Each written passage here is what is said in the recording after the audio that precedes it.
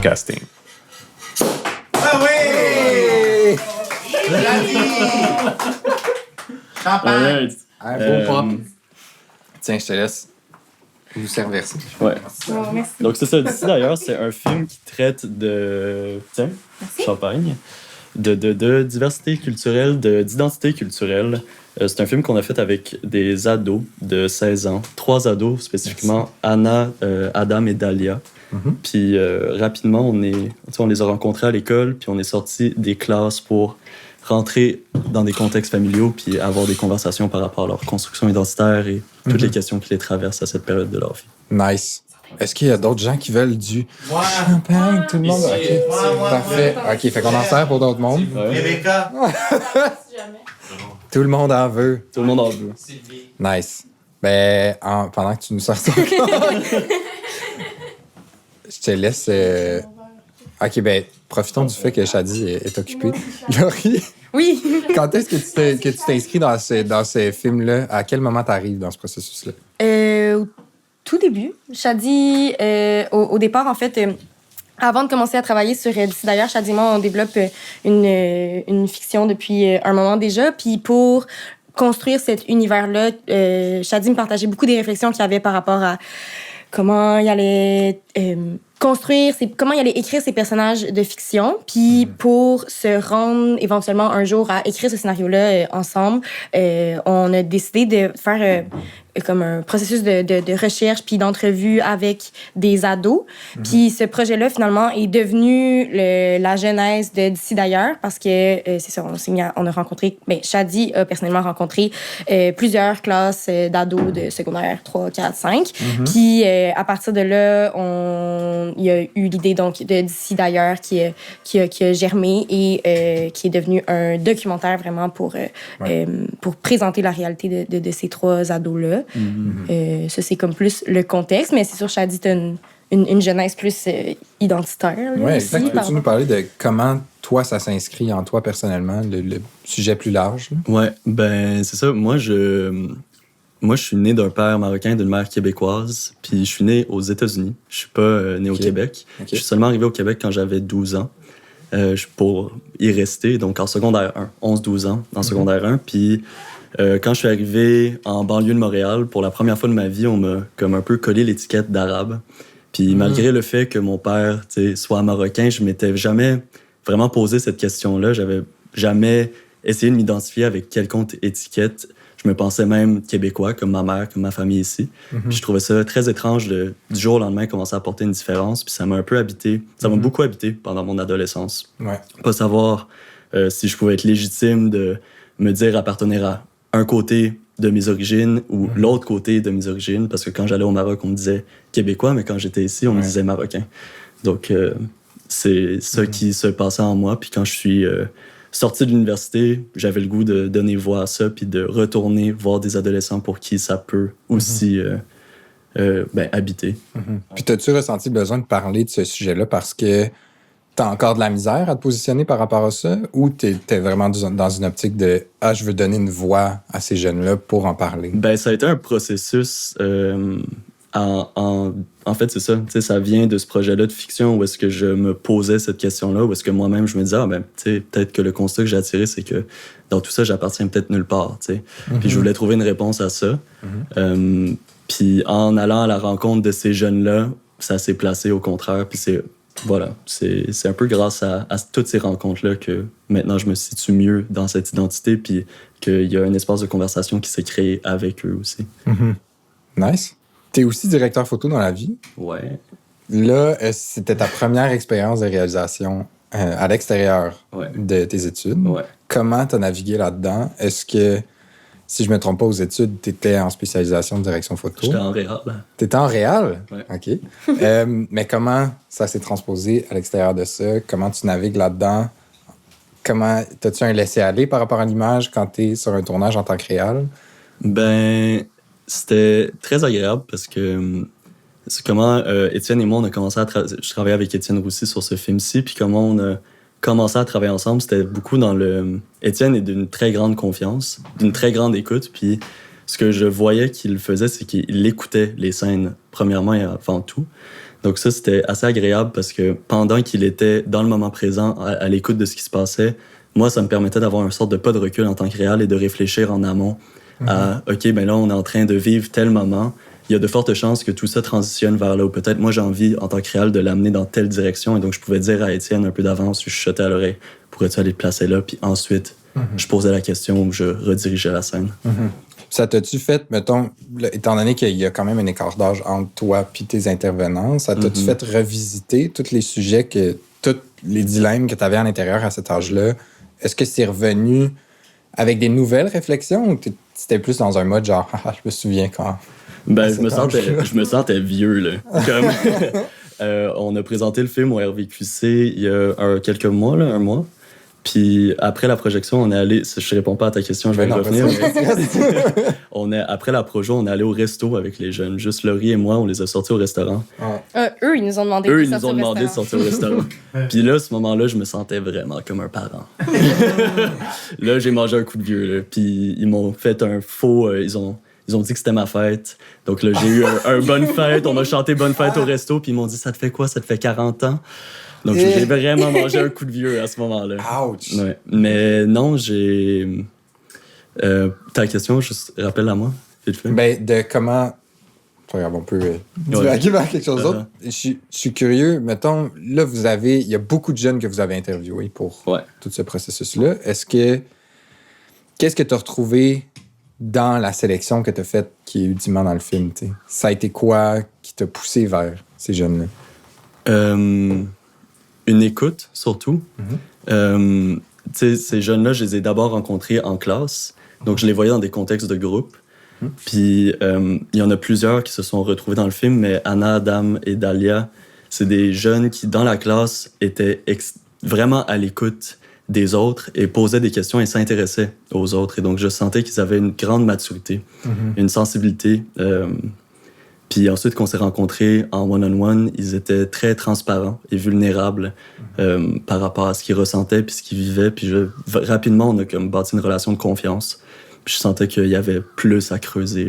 Mais tu avais une autre position aussi que les autres humaines avec qui ils sont comme au quotidien. Je veux dire, oui, comme ton âge puis ta position, t'arrivais puis t'étais pas leurs parents, à qui, justement, ils n'osaient pas poser ces questions-là, ou leurs grands-parents, qui étaient comme, justement, la première génération, souvent, d'immigrants, immigrantes dans leur famille, ou à leurs collègues de classe et amis qui n'avaient pas vraiment ça. Puis c'est comme un truc touchant de voir que ça dépasse le film, c'est qu'après ça, eux, ils étaient comme, hey, ces discussions-là, maintenant, on sent comme à l'aise les avoir entre nous, puis il y a comme quelque chose que ça a débloqué là-dedans. Puis tu sais, dans le film, je pense qu'on a les balbutiements d'une réflexion, puis de questionnements identitaires, mais évidemment, on répond à rien, puis c'est comme perpétuel, là, trouver et définir qui on est, mais d'avoir comme quelqu'un, d'avoir de toi qui va les rencontrer chez eux, puis qui leur pose ces questions-là, puis qui prend ce temps-là, c'était comme d'avoir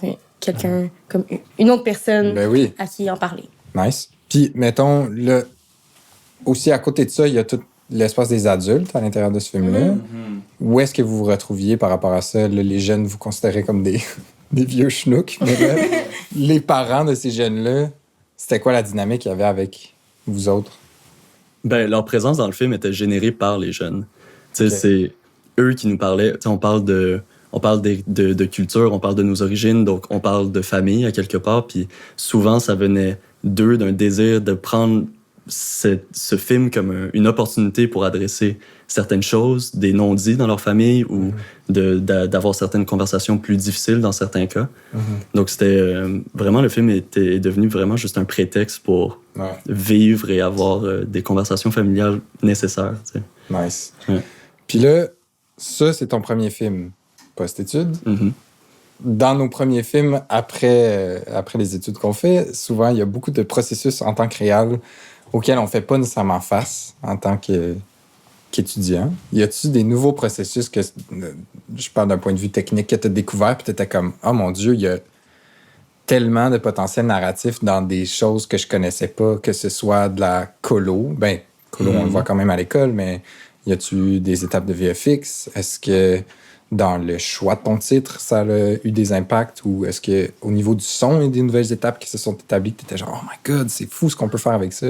Ouais, moi, je te dirais que le plus gros déclic que j'ai eu, c'est en salle de montage image. D'avoir 6 semaines back-à-back, 5 jours semaine en salle. C'était la première fois que je vivais ça, puis c'était la première fois que je sentais que, en cinéma, j'avais une sorte de 9 to 5, puis quelque chose de stable. Tu capotais, le Je petit capotais, là. fonctionnaire. Ouais. Puis mon cerveau s'est mis à comme travailler d'une autre manière où est-ce que c'était plus dans l'urgence de hey, je sais pas si on va être capable de revoir 3 jours en salle parce que personne n'est dispo, personne n'est jamais dispo, on n'a pas d'argent pour faire ce film. Là, tout d'un coup, c'était hey, on s'est déjà entendu que ça allait être ça l'horaire et fallait rentrer dans ce cadre-là. Puis c'était très agréable, ça nous a amené à travailler dans ces contraintes-là. Mais juste de faire confiance au processus. Aussi, ouais, vraiment. Toi, Laurie, t'as-tu découvert des nouvelles tangentes?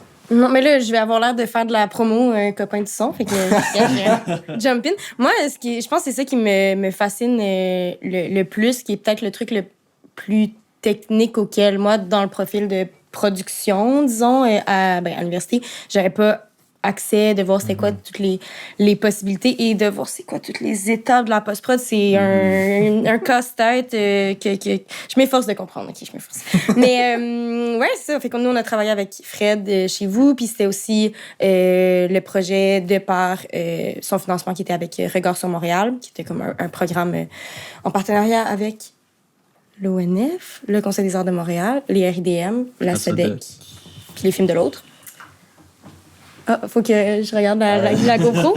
C'est la money shot. OK, parfait. Yes, sir. Merci à tous. Oui, c'est ça. Fait que vu qu'il y avait comme un partenariat avec la SIC, qui est le programme de l'ONF, on était quand même pris en charge là, un peu pour la coordination. Mais évidemment, c'est ça. Il y a Fred qui s'est joint à nous. Après, il y avait comme le pourtage avec toi. Puis le mix qui était à l'ONF aussi. Fait que ça, c'est comme... On dirait qu'à chaque étape, de juste voir l'espèce de... comme d'enveloppe qui prend de plus en plus forme. Ouais, c'est comme un processus intéressant. Nice. Puis, mettons, je reviens, montage image. C'est Jérémy Mazan qui a fait le montage. Ouais. Comment, mettons, d'un point de vue technique, combien d'heures que vous aviez? C'était capable de, grosso modo, combien d'heures? Ouais. Puis, comment trouver la trame narrative de ça? Puis, à quel moment? Est-ce que tu savais déjà que tu étais en mode genre, hey, je veux pas nécessairement répondre à ces questions-là, mais je veux juste donner une plateforme à ces jeunes-là pour les poser puis se questionner, ou t'étais, dès le début, t'étais genre, hey, j'aimerais ça arriver à un résultat, pas concret, mais... À tirer des conclusions. Exact. Non, je pense pas qu'il y avait des réponses qu'on cherchait. On avait 20 heures de rush pour faire ce film-là. Donc, c'est un film de 19 minutes. Quand même. C'était beaucoup de stock. Puis la majorité de ça, c'est des... c'est avec tout l'amour du monde, c'est des adolescents, on est dans des groupes, on parle longtemps, et donc, on capte, puis après, on décide un peu, comment est-ce qu'on veut diriger la narration à travers ça. Donc, les premières questions qu'on s'est posées, c'est vraiment, c'est quoi les enjeux des personnages, qu'est-ce qu'ils vivent, qu'est-ce qui les traverse, puis comment est-ce qu'on veut les raconter d'une manière qui leur est propre.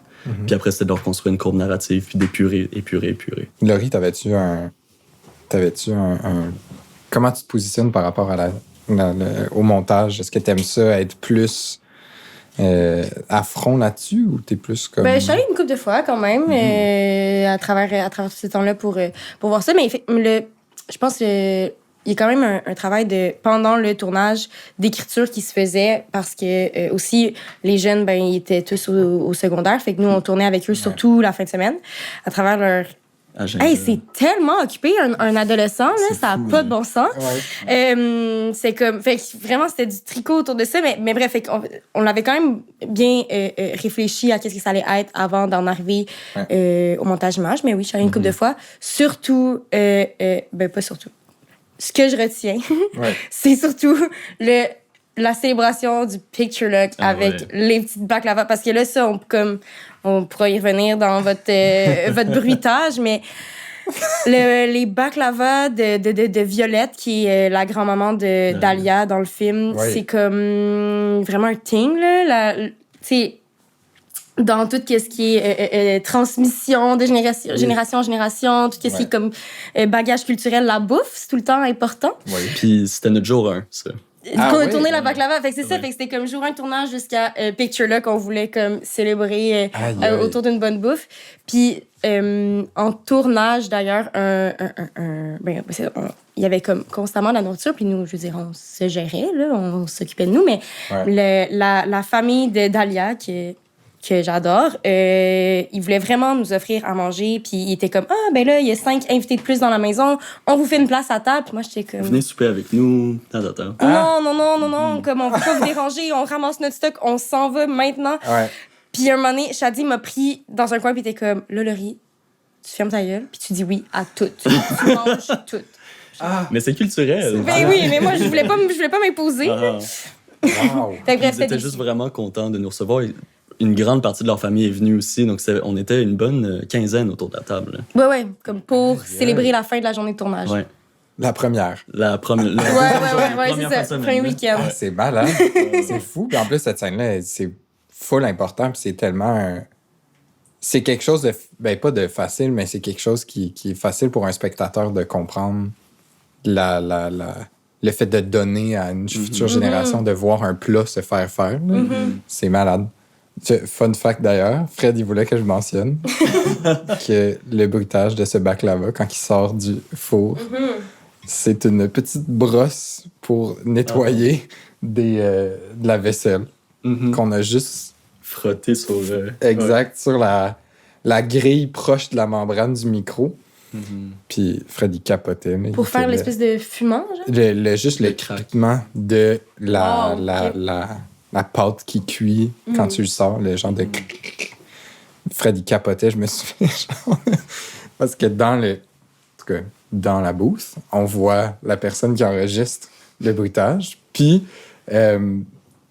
on essayait plein d'affaires. Puis là, Fred, ça faisait genre une demi-heure qui était genre, hey, c'est pas exactement ce qu'on veut. Puis là, Fred, c'était aussi sa première expérience il supervisait l'entièreté de la conception sonore d'un projet.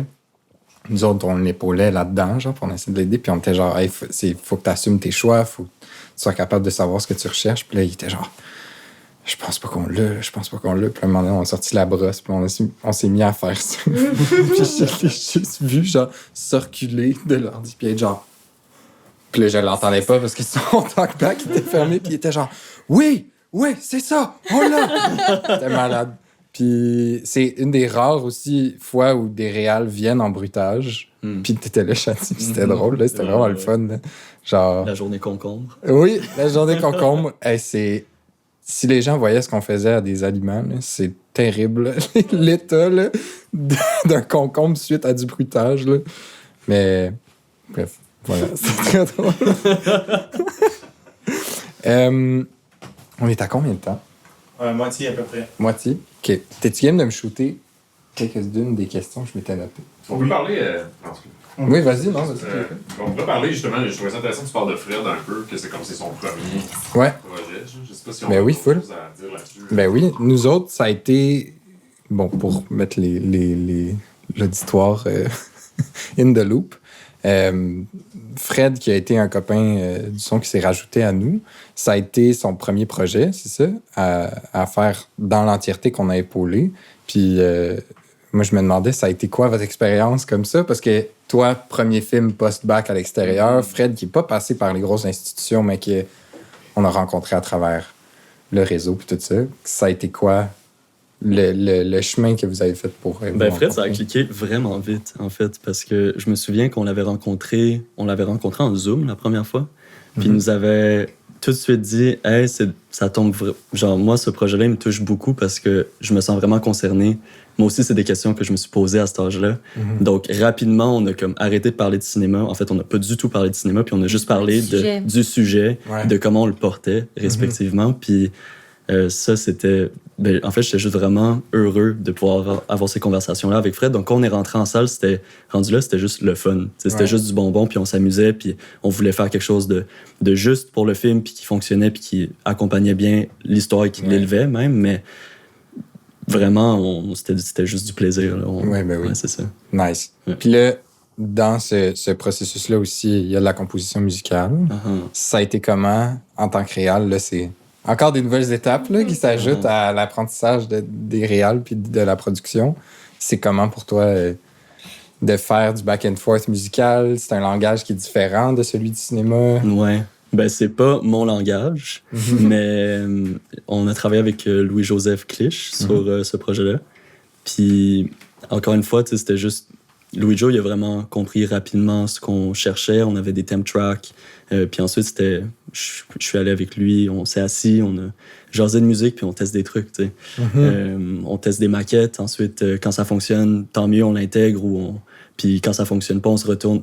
Louis-Joseph se retourne sur son clavier, puis teste un truc, puis on en discute. Puis moi, je fais des sons, tu sais, tout bêtement. Je dis, what if on allait un peu plus de même ou un peu plus dans cette direction-là. Ouais. Ou, puis tu sais, moi, je peux pas te parler de gamme ou de whatever, mais Ouais, ben oui. ouais, je peux te dire ça, c'est le fun, ça, c'est une bonne direction, ça, c'est pas du tout ça. Puis Ouais. voilà. Ce lâcher prise t'a fait-tu peur? Est-ce que ça t'a fait peur pour que t'es plus en confiance ou? Non, pas vraiment. J'étais assez confortable là-dedans. Puis même, moi, j'aime ça, comme découvrir, puis comme me faire proposer des choses. Puis je le sais très bien, en fait, c'est ça, être réel. Là. C'est tu t'entoures de personnes qui savent toutes mieux faire les choses que toi. Ouais. Donc, juste faire de la réalisation, faut beaucoup de lâcher prise. Il faut que tu...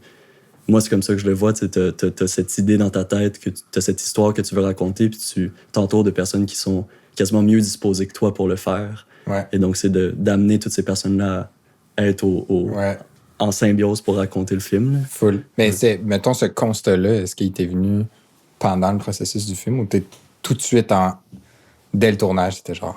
Non, je pense que c'est quelque chose que j'ai capté au bac, ça. Ouais? Ouais. Nice. Ouais. Nice.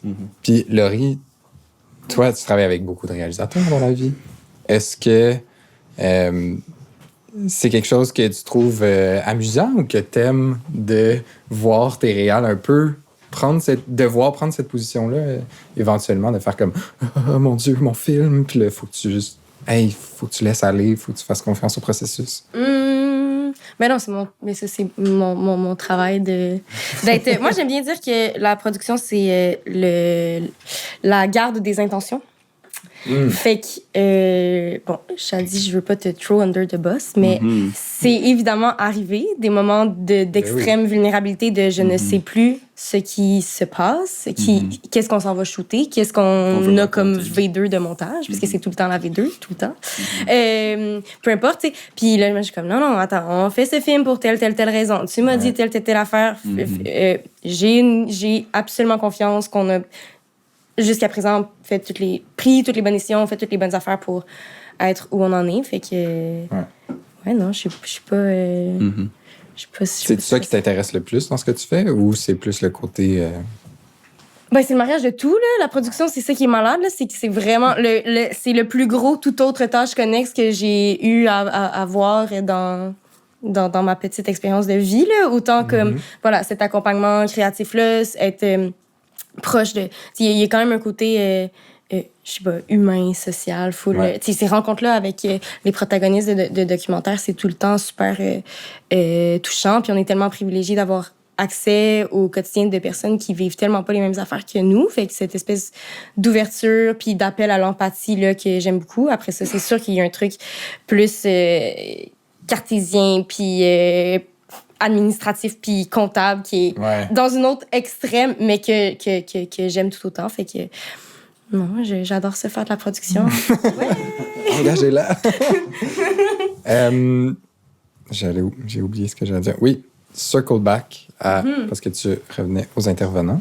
T'es-tu encore en contact avec eux? Est-ce que t'envisages retourner en tournage avec eux autres ou c'est plus comme des amis? Ben, c'est drôle parce que quand on a projeté le film, Dalia est venue nous voir puis elle nous a dit « Hey, ça serait donc bien drôle que tu reviens faire un film sur nous dans 10 ans. » Donc, on verra. Mais oui, on est encore en contact avec eux. On les tient au courant des nouvelles, qu'on les reçoit.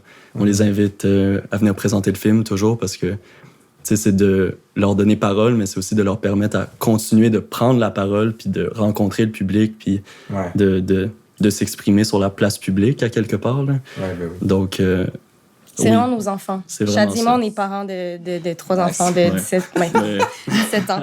Mais ouais, puis on est on est resté en contact avec quelques-uns des autres élèves de cette classe-là, puis de leur groupe. Fait qu'on ils ont appliqué en quoi au cégep, puis on est tenu au courant de leur succès. C'est quand même le fun. C'est hot. Wow. Nice. On a un petit segment dans lequel on a demandé à ChatGPT. On lui a expliqué un peu le projet du podcast, puis on lui a dit « Hey, tu peux-tu nous générer genre une 50aine de questions? » Et donc, je vous demanderai de choisir un nombre de 0 à 50, de 1 à 50. Puis on va vous poser la question. Tu commencer? Ouais. 47. 47, Jordan. Si vous pouviez ajouter un effet spécial à votre film, lequel serait-il? Genre une grosse explosion, genre. Non, j'ai aucune idée. Quand ils attendent le train. Quand ils attendent le train, là. Ouais. La ville part en feu. Je ferais rentrer un train en VFX. Ah, c'est bon, ça. On l'a suggéré au son. Il y avait tellement pas de train qui approchait. Même si j'étais tellement stressée. Mais... Aïe, aïe. Ouais, je pense que c'est ça que je ferais. Nice. Même pas un dragon. Ou peut-être genre Shrek dans une des scènes. Nice. Ah, c'est bon. Il n'y a pas des bonnes affiches dans la chambre à Anna, là, comme il pourrait avoir les affiches sur son mur qui prennent vie. Qui s'animent, genre, ouais. Puis là, ça devient un film d'animation. S'il vous plaît. Ouais, on fera ça la prochaine fois. Parfait. Fun fact, d'ailleurs, quand Fred a découvert genre le processus de vraiment rajouter des ambiances à des scènes puis tout ça, puis il capotait parce que là, il s'était acheté un H6, puis là, il était genre... Là, il s'en allait partir, puis on était genre « Hey, tu t'en vas où? » Puis il était genre « Je m'en vais enregistrer des ambiances. Il revenait après, puis il était genre « Yo, unsick, man. Ça sonne bien. Hein? » C'était ça sur les scènes de train, puis on était genre « Oh, oui, c'est ça. C'est ça la notre travail. Il était genre « C'est malade. » Fait quoi, nice. Malade. Est-ce que je suis obligée de dire 29? Non, mais non, tu peux dire. Je vais dire 17, s'il vous plaît. 17. Bon choix. Ah oui? J'ai hâte.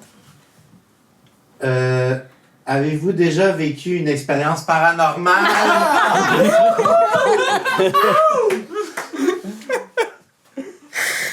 Je croyais que c'était pas ça le chiffre. Mais c'est correct. Oui, OK. Moi, je viens d'Oka, où a été tourné le film de Virgile, dont vous faites aussi... Donc, vous signez aussi la conception sonore. Puis, j'habite dans une maison pluricentenaire. Là, j'habite plus là, mais mes parents habitent toujours là. Quand j'étais très petite, je suis toujours petite. Quand j'étais vraiment jeune, mon petit frère, qui est plus jeune que moi, il faisait pas ses nuits. Là, si un jour ma mère tombe là-dessus, je le sais, maman, que c'est pas toute l'histoire que tu m'as racontée, mais pour le bienfait de la cause, je vais comme... J'ai assumé, mais pas assumé, un regard fier. Désolée, maman. Donc, mon petit frère faisait pas ses nuits. Il avait 2 ans. Il avait jamais comme fait une nuit au complet. Il faisait juste hurler tout le temps. Puis là, un jour, il y a la cousine à ma grand-mère qui vient prendre un café avec elle chez mes parents. Puis elle se dit... elle dit qu'elle voit les esprits. OK. Puis ma mère était comme, on va profiter de ta présence parce que mon fils, il dort pas. Puis on sait que les enfants, comme les animaux, ça sent plus les esprits. OK. C'est un fait connu, paraît-il. Puis là, Évidemment. oui, voilà, évidemment. Fait que cette cousine-là, elle fait le tour de la maison, puis elle arrive dans la chambre à mon frère et elle fige. Puis elle dit, il y a quelqu'un qui s'est pendu ici. Tabarnouche. Je veux dire, tu sais déjà... Oui. Mais elle dit, c'est correct, c'est un gentil. Et là, elle s'adresse dans le vide à cet esprit-là. Puis elle dit, il y a une nouvelle famille qui habite ici. Je te demanderai, s'il te plaît, de quitter.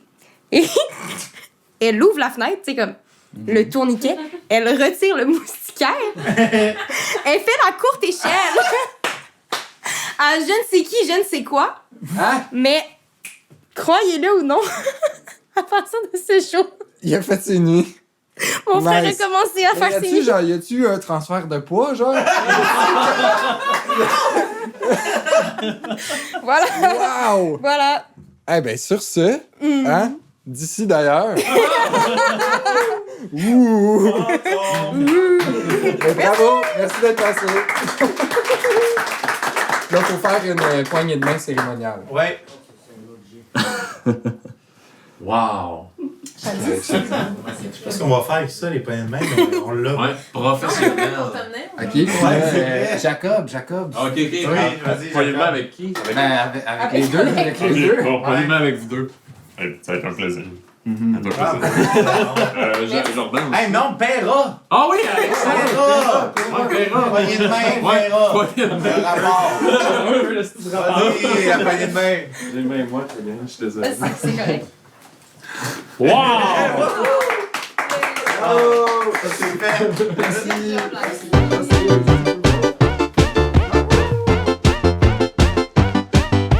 Podcasting.